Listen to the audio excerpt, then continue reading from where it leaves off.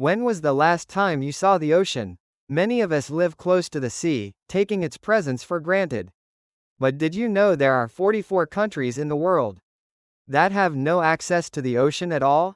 Here's a shocking fact. About 40% of the world's poorest countries are landlocked. Why are countries without ocean access often destined to struggle?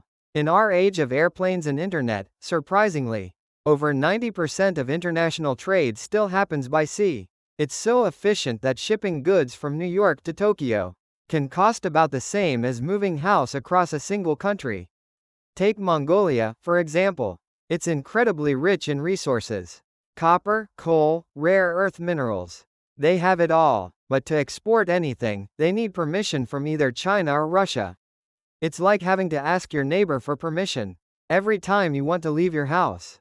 In South America, Bolivia faces a similar challenge. After losing its coastline in a war in the late 19th century, they still maintain a navy and celebrate a national Day of the Sea.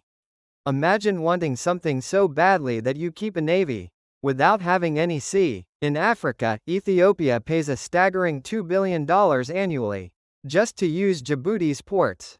And that's not all, they need to go through multiple customs procedures, making transportation both time-consuming and expensive.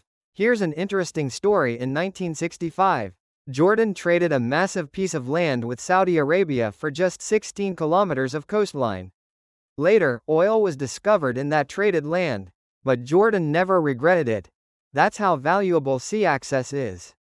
But it's not all doom and gloom. Look at Switzerland, Austria, and Luxembourg.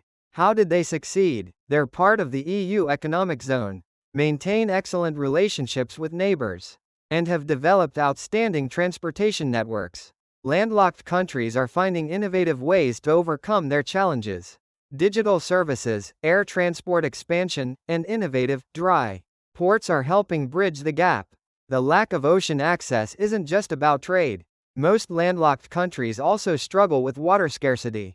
Without major rivers reaching the sea, they face challenges in agriculture and even accessing drinking water.